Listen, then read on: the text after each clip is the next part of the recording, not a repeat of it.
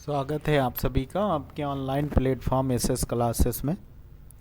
आप सभी को पता है कि हम यूपी बोर्ड से रिलेटेड जो 12th की फिजिक्स है उसका सॉल्यूशन करा रहे हैं, जो मोस्ट इम्पॉर्टेंट क्वेश्चन है। इन सभी मोस्ट इम्पॉर्टेंट क्वेश्चनों को हम सॉल्यूशन करा रहे हैं जो भी आपके एग्ज़ाम में आने वाले हैं।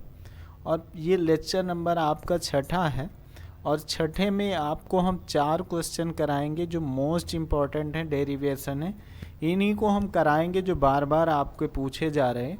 जो लोग नए होंगे चैनल को सब्सक्राइब कर लेंगे और सब्सक्राइब करने के बाद आप बेल आइकन को ऑन कर लेंगे, जिससे जैसे ही आपको क्लास मिले वो तुरंत आपको नोटिफिकेशन मिल जाया करेंगे। पहला क्वेश्चन आपका क्या होगा? विद्युत द्विध्रुव के कारण अक्षीय स्थिति में विद्युत विभव। दूसरा क्वेश्चन होगा आपका विद्युत द्विध्रुव के कारण निरक्षीय स्थिति में विद्युत विभव। तीसरा क्वेश्चन होगा किरचॉफ के नियम। चौथा क्वेश्चन होगा व्हीटस्टोन स्रोत। इनमें से सारे के सारे बहुत ही महत्वपूर्ण क्वेश्चन हैं। ये सभी महत्वपूर्ण क्वेश्चन हैं। इनमें से कोई 1 से 2 क्वेश्चन आपके एग्ज़ाम में ज़रूर आएगा। इनमें से कोई एक क्वेश्चन तो आपके एग्ज़ाम में बन ही जाता है। तो ये आपका क्या हो जाता है, आज का जो आपके एग्ज़ाम में पूछे जाने वाले इम्पॉर्टेंट क्वेश्चनों का ये आपका सॉल्यूशन होगा। तो चलते हैं हम पहले क्वेश्चन की ओर। तो पहला क्वेश्चन है हमारा ये कि विद्युत द्विध्रुव के कारण अक्षीय स्थिति। अक्षीय स्थिति के बारे में आप लोगों ने पहले सीख रखा है कि अक्षीय स्थिति क्या होती है और विद्युत क्षेत्र की तीव्रता भी निकाला है। तो आपको मैंने बताया था कि हम क्या करना चाहिए। हमें पहली चीज़ तो हमें क्या करनी चाहिए कि हम क्या करते हैं, विद्युत द्विध्रुव का निर्माण करते हैं। और विद्युत द्विध्रुव हमारा क्या करते हैं, ए बी हमारा क्या हो जाता है, एक विद्युत द्विध्रुव हो जाता है। ए बी हमारा क्या हो जाता है, एक विद्युत द्विध्रुव हो जाता है। इसकी अगर दोनों के बीच में अगर हम बात करें जो डिस्टेंस होती है, तो दोनों के बीच की जो डिस्टेंस होगी वो हमारी क्या होगी, 2D इसकी डिस्टेंस हो जाएगी। 2D इसकी डिस्टेंस हो जाएगी। इस पे ए पे बात करें तो माइनस क्यू आवेश हो जाएगा और बी पे बात करें तो प्लस क्यू आवेश हो जाएगा। ए पे माइनस क्यू आवेश और बी पे प्लस क्यू आवेश हो जाएगा। अब अगर हम बात कर लें इन्हीं दोनों के मध्य क्या करें, किसी बिंदु ओ पे क्या करते हैं, हम क्या करते हैं ओ से आर दूरी पे, इसी बिंदु ओ से आर दूरी पे हम क्या करते हैं, एक बिंदु P का अक्षीय स्थिति में यानी अक्षीय स्थिति में हम बिंदु P पर क्या करते हैं, एक विद्युत विभव ज्ञात करना है। R दूरी पे बिंदु P है तो ये इसकी वैल्यू हो जाएगी हमारी R हो जाएगी। ठीक है। अब ये जब दूरी R हो गई तो यहाँ पर देखिए A और O के बीच की दूरी भी ज्ञात करना हो तो क्या हो जाएगी, D हो जाएगी। और वहीं पे O और B के बीच की दूरी की बात करें तो D हो जाएगी। ये हमारा फिगर बन के तैयार हो जाता है कि अक्षीय स्थिति में हमको ऐसा फिगर बनाना है और जैसा बनाया है वैसे ही हमें लिखना भी है। जैसे बनाया है वैसे ही हमें लिखना भी है। तो हम लिखेंगे क्या, माना एक विद्युत द्विध्रुव, माना एक विद्युत द्विध्रुव ए बी है जिसका प्रावैद्युतांक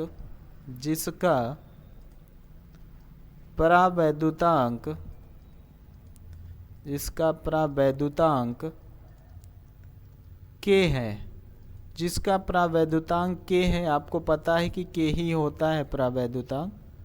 तो ये हमारा क्या हो जाता है, प्रावैद्युतांक के। अब इसके आगे अगर हम बात करें तो क्या होता है कि जो माइनस क्यू तथा प्लस क्यू आवेशों से मिलकर बना हुआ है, आवेशों से मिलकर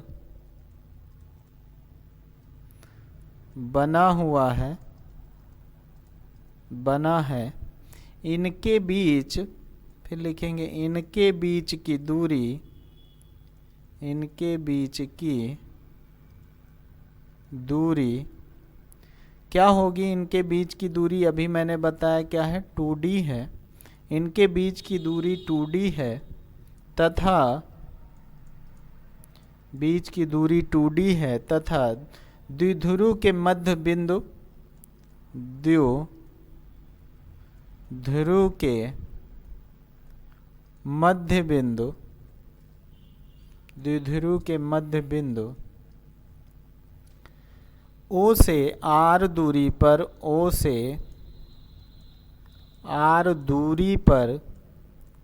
R दूरी पर बिंदु P स्थित है, बिंदु P स्थित है जिस पर स्थित है। ये क्लियर हो गया। इतना क्या होता है, बिंदु P पर P स्थित है, मैंने बताया R दूरी पर, जिस पर वैद्युत विभव ज्ञात करना है। लिखेंगे क्या, जिस पर वैद्युत विभव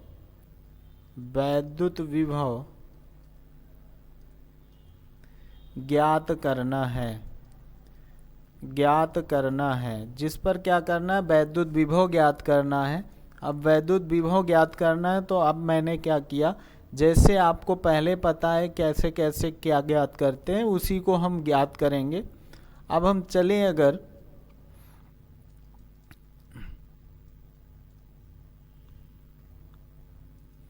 तो ये हमारा क्या हो जाता है, तो हम लिखेंगे अतः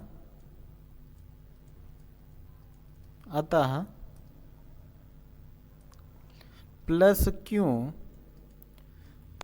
क्यू से P दूरी क्या हो जाएगी। अभी देखिए प्लस क्यू से P दूरी क्या हो जाएगी, ये प्लस क्यू है और इसकी P की दूरी ये होती है R, ठीक है। तो ये क्या है, R है, तो हम क्या निकालेंगे, प्लस क्यू पे P से दूरी निकालेंगे तो क्या हो जाएगी, R माइनस डी हो जाएगी, R माइनस डी हो जाएगी।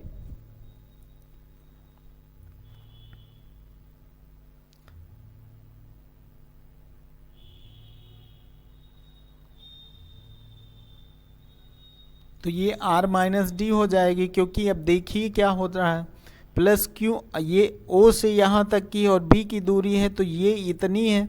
अब इसमें क्या है, R में से अगर D घटा दें तो ये हमारी दूरी निकल आएगी। तो ये हमारी क्या हो जाएगी, दूरी निकल के आएगी। हमारी क्या दूरी निकल के आएगी, R माइनस का D निकल के आएगी तथा माइनस क्यू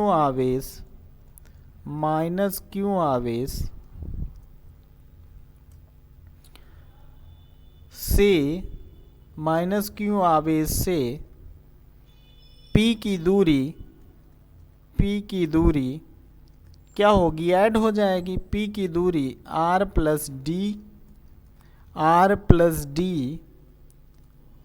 हो जाएगी या होगी, ठीक है। तो ये हमारे क्या हो गए, दूरी हो गई। अब इसको हम क्या करेंगे, लिखेंगे तो प्लस क्यू आवेश के कारण वैद्युत विभव, तो प्लस क्यू आवेश के कारण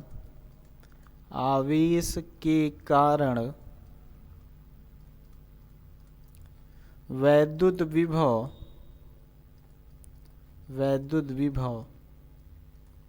निकालेंगे हम तो क्या हो जाएगा, V1 हो जाएगा। V1 इक्वल टू क्या हो जाएगा, 1/4πε0 K हो जाएगा इंटू क्यू अपान में क्या हो जाएगा, R माइनस डी हो जाएगा। ये इक्वेशन नंबर मान लिया हमने फर्स्ट हो गई, इक्वेशन नंबर हमारी क्या हो गई, फर्स्ट हो गई।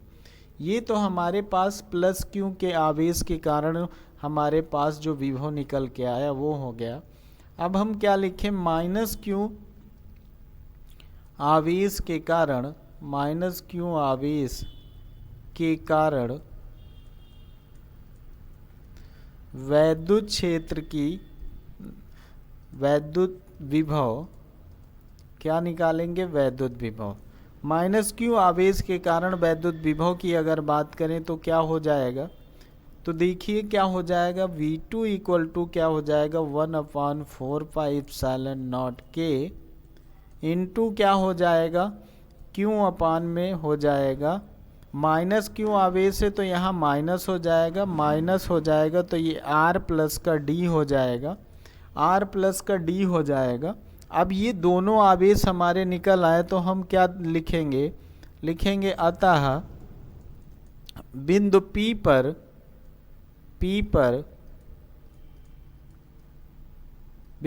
पर परिणामी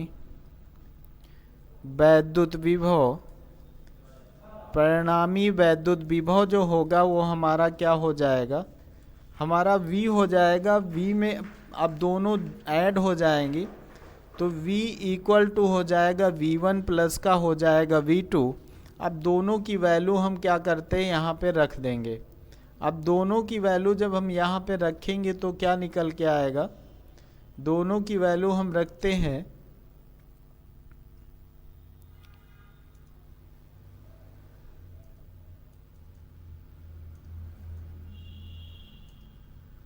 तो दोनों की वैल्यू क्या हो जाएगी हमारी, V इक्वल टू क्या हो जाएगा 1/4πε0K इंटू Q अपान में हो जाएगा R माइनस का D। फिर क्या हो जाएगा, प्लस करेंगे लेकिन माइनस का क्यों है तो ये 1 अपान लिख सकते हैं, पहले वैसे ही लिख दें 1/4πε0 के माइनस का क्यू अपान में क्या हो जाएगा, R प्लस का D हो जाएगा, R प्लस का D हो जाएगा। तो अब देखिए यहाँ से क्या कॉमन मिल सकता है, यहाँ से क्या कॉमन मिल सकता है, ये नहीं है यहाँ पे कुछ, यहाँ पे कुछ नहीं। तो अब हमारे पास कुछ कॉमन मिलेगा, तो जो कॉमन मिलेगा उसी को हम बाहर ले लेते हैं। तो देखिए हमारे पास क्या कॉमन मिला, हमने ले लिया Q अपान में 4πε0K हमारा क्या हो गया, कॉमन हो गया, बाहर आ गया। और जब ये वैल्यू इतनी बाहर आ गई तो अब इसके आगे हम लिखेंगे तो क्या बचेगा हमारे पास 1 माइनस R अपान में RD, और माइनस का क्यों है तो माइनस का 1 अपान में क्या हो जाएगा R प्लस D हो जाएगा। ये R प्लस D हो जाता है, ये R माइनस D हो जाता है। तो अब इसको अब हम सॉल्व करें, तो जब इसको हम सॉल्व करेंगे तो कैसे सॉल्व करेंगे देखते हैं।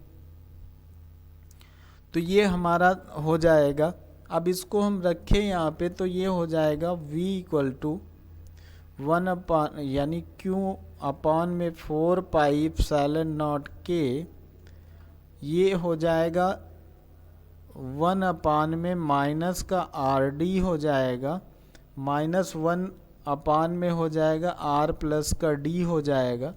इसको उधर ट्रांसफ़र करेंगे तो ये हो जाएगा क्या, Q अपान में 4πε0K इंटू ये हो जाएगा क्या जाएगा R प्लस का D हो जाएगा, ये जाएगा इधर तो R माइनस माइनस प्लस का D हो जाएगा।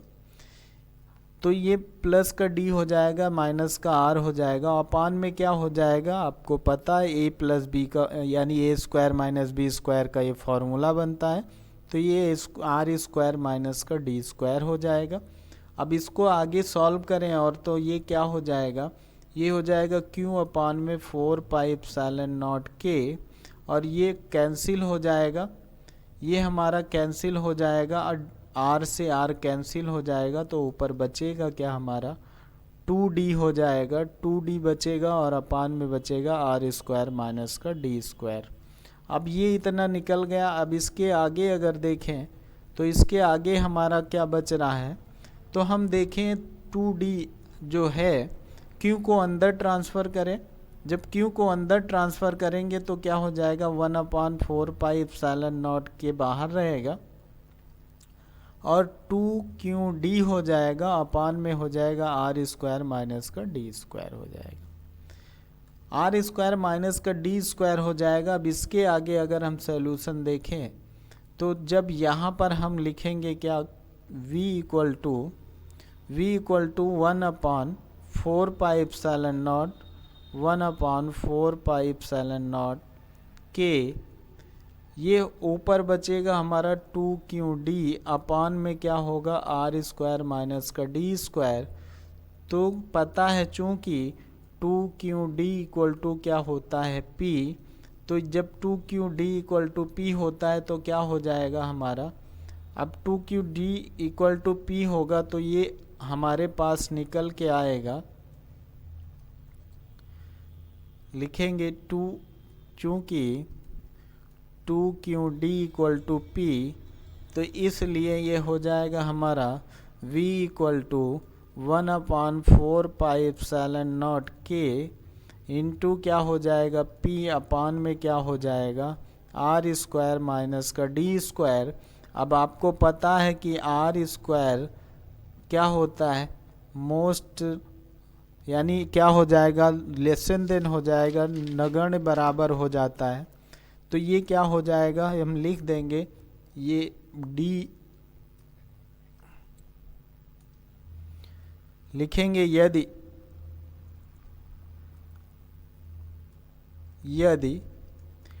d most lesson then r हो तो d² r² की तुलना में क्या हो जाता है, नगण्य हो जाता है, तो नगण्य हो जाता है, ये हो जाता है। जब ये हो जाएगा तब आप क्या होगा, r की d की वैल्यू का काम ख़त्म हो जाएगा, तो d की वैल्यू का काम ख़त्म हो जाएगा, तो ये हो जाएगा हमारा क्या बचेगा, तो ये हमारा बचेगा हमारे पास q, यानी v इक्वल टू 1/4πε0 के इंटू p अपान में बचेगा हमारा r², अपान में बचेगा हमारा r², और जब r² बचेगा तो पता है हमें k इक्वल टू होता है 1, क्योंकि ये एक प्रावैद्युतांक होता है, k इक्वल टू होता है 1 प्रावैद्युतांक होता है। तब हम क्या करेंगे, लिखेंगे v इक्वल टू हो जाएगा हमारा 1/4πε0 इंटू p अपान में r²। यही हमारा अक्षीय स्थिति में वैद्युत विभव का मान निकलता है, यही फार्मूला निकलता है। तो इसको आप लोग क्लियर कर लीजिएगा, ये आपका हो जाता है, यही हमें प्रूव करना था, तो ये आपकी चीज़ें हो जाती हैं। तो ये आपको अच्छे से समझ में आया होगा। तो ये आपका पहला क्वेश्चन आपका क्या होता है, डन होता है। पहला क्वेश्चन आपका डन होता है। अब दूसरे क्वेश्चन की ओर अगर चलें हम, तो दूसरा क्वेश्चन हमारा क्या है, दूसरा क्वेश्चन हमारा कहता है कि निरक्षीय स्थिति में क्या होगा। ये हमारा निरक्षीय स्थिति से क्वेश्चन है। अक्षीय तो आप लोगों को पता हो गया, अब हमें निरक्षीय स्थिति में देखना है। तो निरक्षीय स्थिति में कैसे हम इसको सॉल्व करेंगे, इसी को हमें देखना है। तो अब निरक्षीय स्थिति की ओर हम चले तो देखते हैं क्या हो सकता है। तो निरक्षीय स्थिति में आपको पता है कि हम क्या करते हैं, निरक्षीय स्थिति में वही चीज़ें जो अभी तक करते आए हैं। पहली चीज़ हम क्या करेंगे, हम फिर रखेंगे वही कि हमारे पास दो बिंदु हैं, यानी हम क्या लिखेंगे, एक वैद्युत द्विध्रुव जो कि हमारे पास क्या है ए और बी है। ए और बी हमारा क्या है, वैद्युत द्विध्रुव है। और इसी वैद्युत द्विध्रुव में क्या है, -q और +q आवेश से दोनों निर्मित होते हैं। तो -q आवेश और +q आवेश से क्या हुए, दोनों बने। अब दोनों बनने के बाद आपको मैंने पहले ही बताया कि दोनों के बीच में क्या है, प्रावैद्युतांक k है। और इन दोनों के बीच की जो दूरी होगी हमारी, इन दोनों के बीच की अगर दूरी देखें तो ये हमारी हो जाती है 2d। कितनी हो जाती है, 2d। और इन दोनों के मध्य बिंदु O से हम क्या करेंगे, किसी निरक्षीय स्थिति में हम बिंदु P ले लेते हैं r दूरी पर। कितनी दूरी पे, r दूरी पे हम ले लेंगे। और r दूरी पे हम लेने के बाद इसको क्या करते हैं, डैश इधर अगर मिलाएं और इसको इधर मिलाएं तो देखिए ये हमारे पास एक ट्रायंगल जैसा बन गया। और इसी पे हमें विद्युत विभव की गणना करना है, इसी P पे हमें वैद्युत विभव की गणना करना है। तो ये हमारा क्या हो गया, r दूरी पे हो गया, ये हमारे r दूरी पे। अब यहाँ पर देखें हमारे पास ये 2D है, तो इसके बीच में क्या हो जाएगा, d हो जाएगा, और इसके बीच में भी हमारे d हो जाएगा। तो ये हमारा फिगर बन के आ गया। अब आपको पता है कि ये हमारे पास देखिए दो त्रिभुज बन गए, तो दो की वैल्यू अगर पता हो तो तीसरी हमें निकालना आता है, तो तीसरी हम निकालेंगे। देखिए हमें निकालना क्या है, अगर हमें AP निकालना है तो AP जब निकालना है तो लिखेंगे त्रिभुज APO में अगर हम देखेंगे लिखेंगे तो OPA में देखेंगे तो ये हो जाएगा AP का स्क्वायर, पाइथागोरस लगाएंगे, जानते हो आप सभी, ये हो जाएगा AO का स्क्वायर हो जाएगा, प्लस क्या हो जाएगा, PO का स्क्वायर हो जाएगा। AO का स्क्वायर हो जाएगा प्लस PO का स्क्वायर हो जाएगा। तो AP हमें पता नहीं है, तो AP रहेगा, AO का स्क्वायर हो जाएगा क्या, पहले हम क्या करते हैं, इसको हम क्या हो जाएगा, हमारा D स्क्वायर हो जाएगा, ये हमारा हो जाएगा R स्क्वायर हो जाएगा। तो AP का स्क्वायर इक्वल टू क्या हो जाएगा, हम रखेंगे R स्क्वायर प्लस का D स्क्वायर। तो AP इक्वल टू अगर बात करें तो R प्लस का D रूट में हो जाएगा R प्लस का D। अब R प्लस का D हमारा क्या हो गया, रूट में निकल के आ गया। तो दूसरी ओर भी हमारे पास सेम है, तो हम लिख सकते हैं दोनों त्रिभुज क्या हैं, समरूप होने के कारण लिखेंगे अतः दोनों त्रिभुज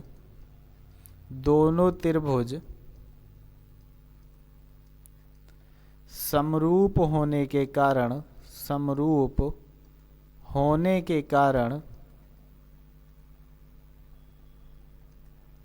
क्या हो जाता है, AP इक्वल टू BP हो जाता है। AP इक्वल टू क्या हो जाएगा, AP इक्वल टू क्या हो जाएगा, हमारा BP हो जाएगा। तो ये आप सभी को पता है, अगर समरूप त्रिभुज हैं तो दोनों की वैल्यू क्या हो जाएगी, सेम हो जाएगी, AP इक्वल टू BP हो जाएगा। और अब जब AP इक्वल टू BP हो गया तो अब आगे हम देखते हैं क्या होगा, तब हम निकालते हैं।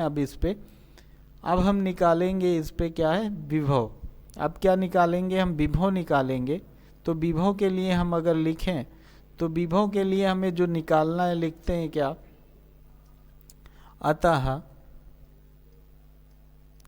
अतः प्लस क्यों आवेश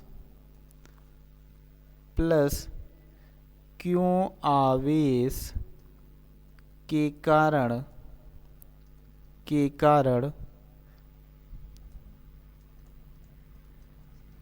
P पर विभव क्या हो जाएगा, V1 equal to 1/4 pi epsilon not K into क्यों अपान में हो जाएगा अंडर रूट R प्लस का D ये हो जाएगा। अब दूसरे में देखें तो लिखेंगे माइनस क्यों आवेश के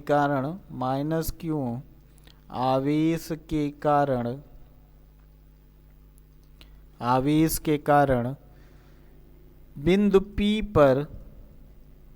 पर विभव, P पर जो विभव होगा वो क्या होगा, V2 equal to 1/4 pi epsilon not K into क्यों अपान में, ये माइनस में होगा क्यों, तो ये हो जाएगा अंडर रूट R प्लस का D हो जाएगा।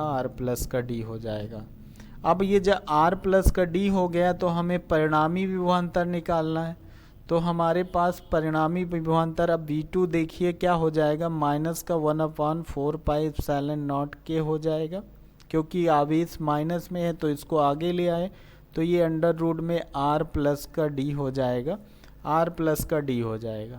अब देखिए इसके आगे अगर हम परिणामी विभवांतर निकालें तो लिखेंगे बिंदु P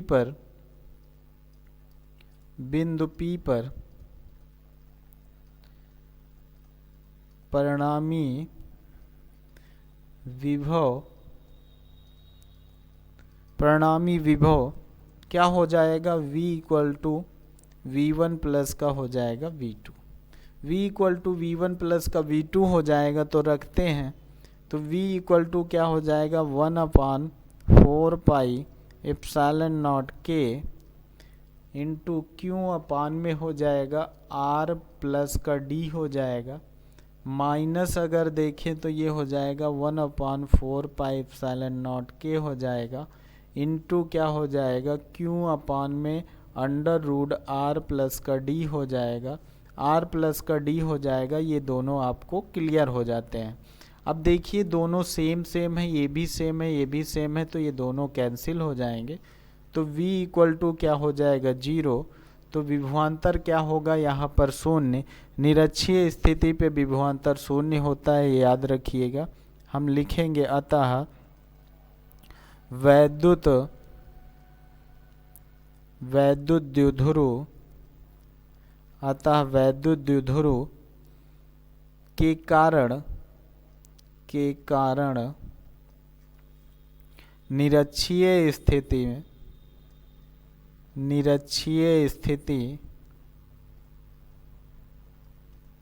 में विभव शून्य होता है, 0 होता है, 0 होता है। ये याद रखिएगा। यही आपसे पूछा जाएगा, यही आपसे पूछा भी जाता है कि शून्य होता है, स्पष्ट कीजिए। और स्पष्ट करना है तो यही आपको निकालना है, और ये आपका निकल भी आता है, शून्य होता है, ये आपका क्लियर हो जाता है। तो ये आपका रहा क्या, आपका ये हम आपके 2 डेरिवेशन हो जाते हैं, 2 डेरिवेशन हो जाते हैं आपके, डन होते हैं। अच्छी और निरक्षीय स्थिति आपकी दोनों की डन हो जाती है। तो ये आपका अच्छी और निरक्षीय स्थिति आपकी क्या होती है, डन हो जाती है। दोनों विभव निकल आते हैं। इनमें से कोई एक क्वेश्चन हमेशा पूछ ही लिया जाता है, किसी भी स्थिति में आपका पूछ भी लिया जाता है, चाहे वो किसी भी सेट में आ जाए तो ये पूछ लिया जाता है। तो हम अब आगे बात करें अगर, तो तीसरे पे बात करें अगर, तो ये हमारा चौथा क्वेश्चन है क्या, व्हीट स्टोन से। तो तीसरा क्वेश्चन जो हमारा है वो हम बात करेंगे, तो उस पर बात करेंगे हम किरचॉफ के नियम पे। किस पे बात करेंगे, किरचॉफ के नियम पे। तो किरचॉफ का नियम हमारा तीसरा क्वेश्चन है। ये किरचॉफ का नियम हमारा क्या है, तीसरा क्वेश्चन है, इस पे हम बात करते हैं। तो हम किरचॉफ का नियम, आप लोगों को पता है कि ये तीसरा क्वेश्चन है हमारा, तीसरा क्वेश्चन है किरचॉफ का नियम। इसके अगर बात करें तो 2 नियम होते हैं। इसके कितने नियम होते हैं, 2 नियम होते हैं। इसके 2 नियम होते हैं, दोनों बहुत ही इम्पोर्टेंट होते हैं। 2 नियम होते हैं और दोनों बहुत ही इम्पोर्टेंट हैं, क्योंकि बार बार पूछ लिया जाता है आपसे। तो पहले नियम की अगर हम बात करें तो पहला नियम जो है आपका, प्रथम नियम जो है उसको हम कहते हैं संधि का नियम या फिर धारा का नियम। क्या होता है, संधि का नियम, संधि का नियम, या फिर इसे ही हम क्या कहते हैं, धारा का नियम।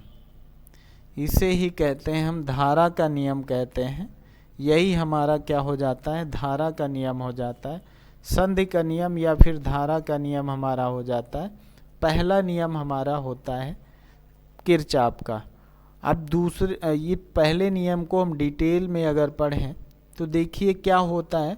इसका जो थ्योरी होता है ये कहता है किसी वैद्युत परिपथ में, किसी वैद्युत परिपथ में, किसी वैद्युत परिपथ में किसी भी संधि पर, किसी वैद्युत परिपथ में किसी भी संधि पर मिलने वाली समस्त धाराएं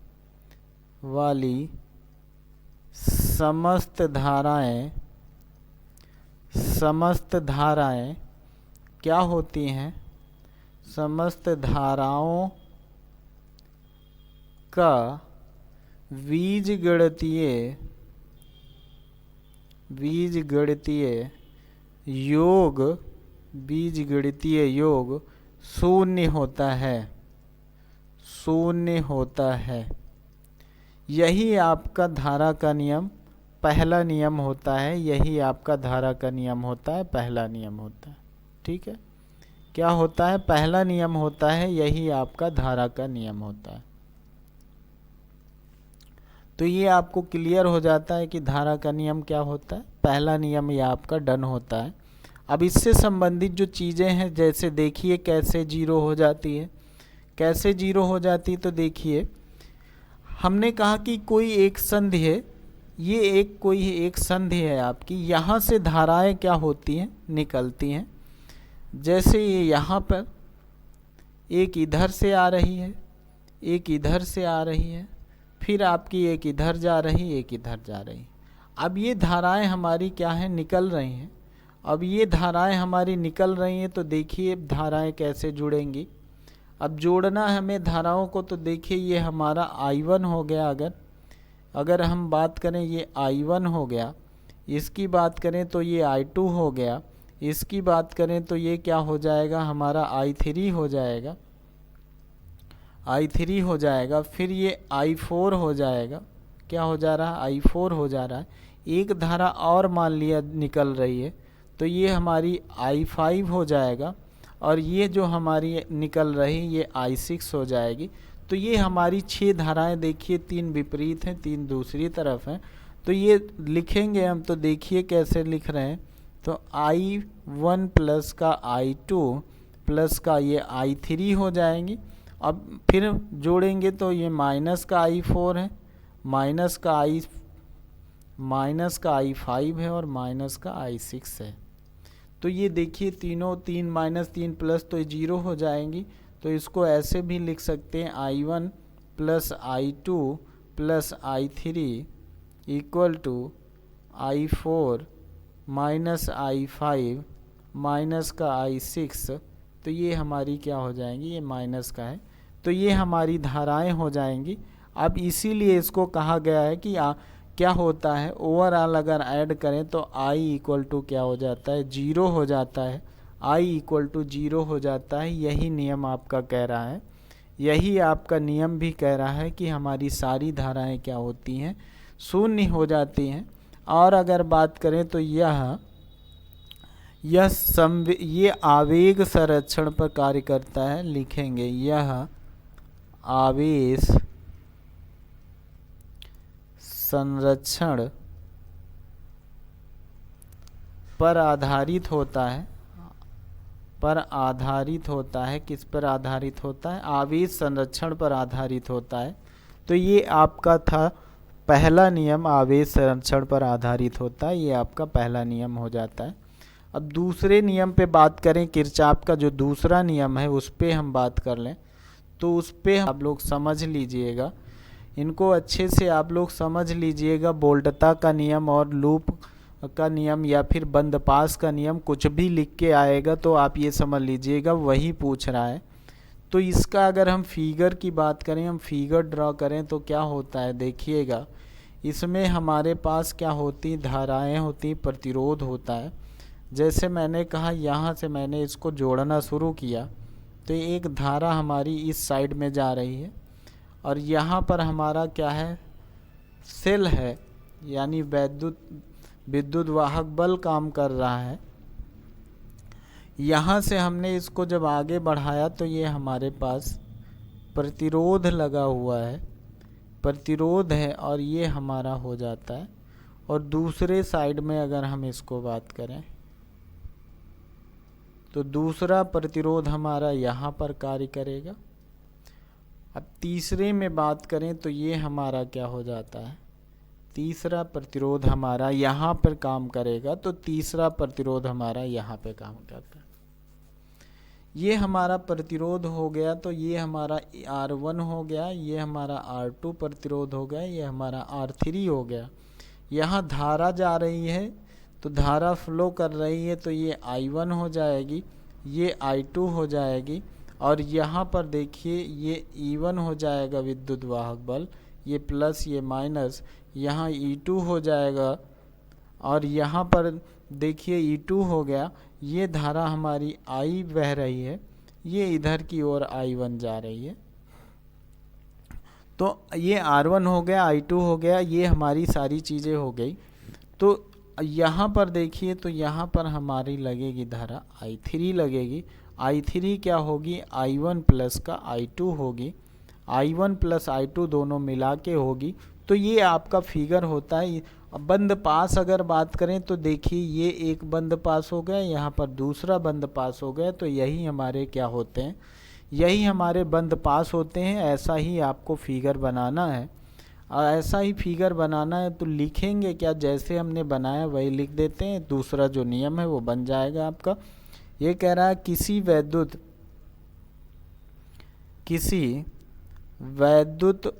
परिपथ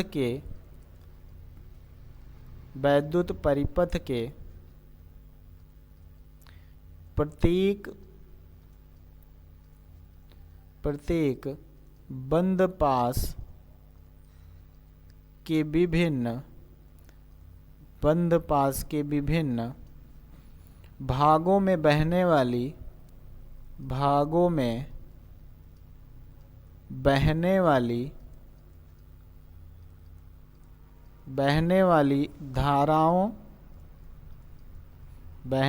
धाराओं तथा उनके संगत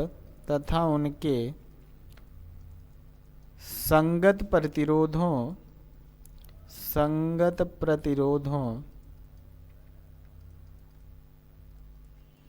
के गुणनफल का बीजगणितीय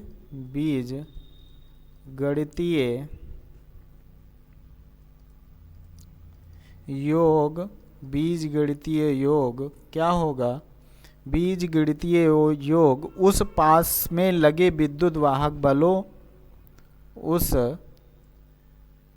ये क्या हो जाएगा, प्रतिरोधों के गुणनफल का बीजगणितीय योग उस पास में लगे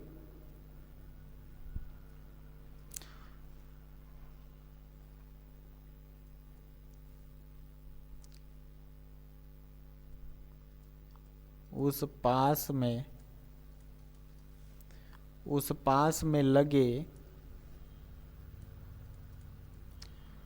पास में लगे विद्युत वाहक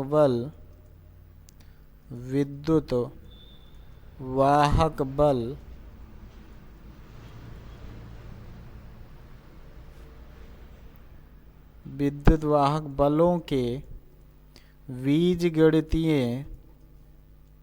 बीजगणितीय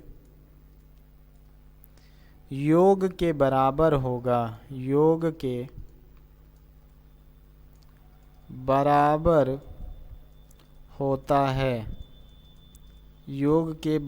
होता है।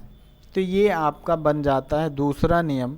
ये कहलाता है I यानी sigma I into R equal to summation of E, यानी sigma I into R equal to sigma E, यानी कि सभी धाराओं और प्रतिरोधों के गुणनफल के बीजगणितीय यानी गुणनफल के योग के बीजगणितीय योग के बराबर होता है क्या, विद्युत वाहक बलों का योग। ये दिया गया है, ऐसे ही आपको दिया गया है, वही आपका निकल के आ गया है।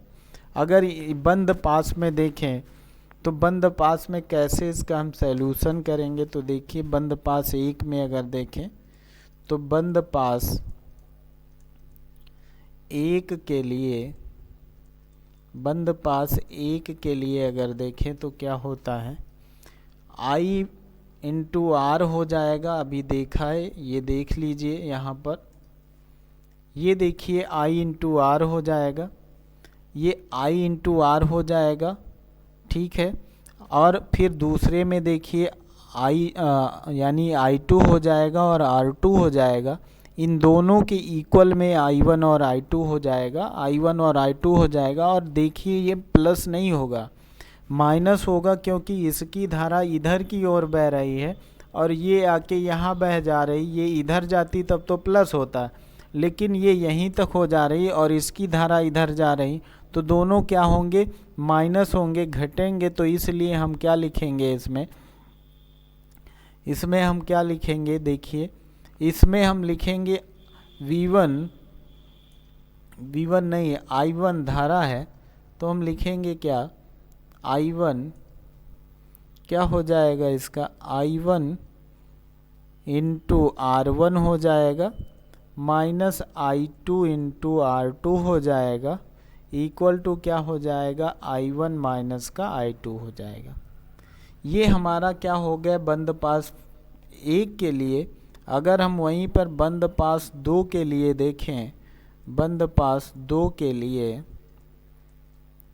तो बंद पास 2 के लिए अभी मैंने बताया क्या होगा, उसमें आपको दोनों देखनी होंगी, उसमें आपको दोनों देखनी होंगी। तो देखिए इसमें क्या दिया गया है, इसमें देखिए दोनों दी गई हैं। तो ये बंद पास 2 के लिए देखिए ये I3 है और ये हो जाएगा I3 R3 हो जाएगा, और ये हमारा क्या हो जाएगा E2 हो जाएगा, और हमारे पास कुछ नहीं बचेगा।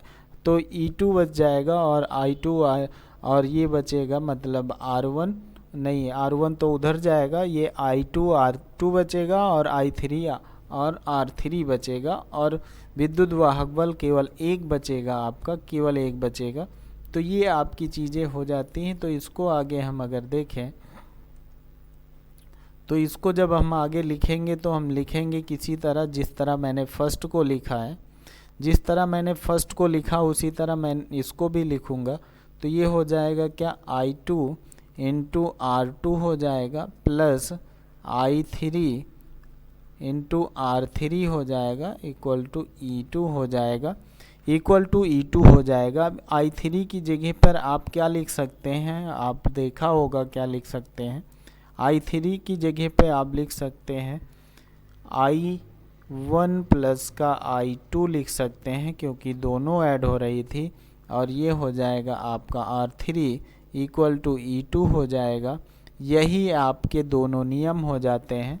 बंद पास का नियम भी आपको क्लियर हो गया।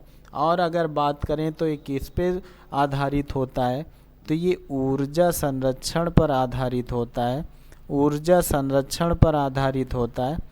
ये दोनों चीज़ें याद रखिएगा, ऑब्जेक्टिव में भी पूछ सकता है, ऊर्जा संरक्षण पर आधारित होता है। तो ये आपके नियम हो गए तीन आपके सॉल्यूशन हो गए, जो डेरिवेशन हो गए, 3 आपके सॉल्व हो जाते हैं। चौथा अगली क्लास में आपको कराएंगे। यहाँ तक की जो भी समस्या होगी ज़रूर बताइएगा।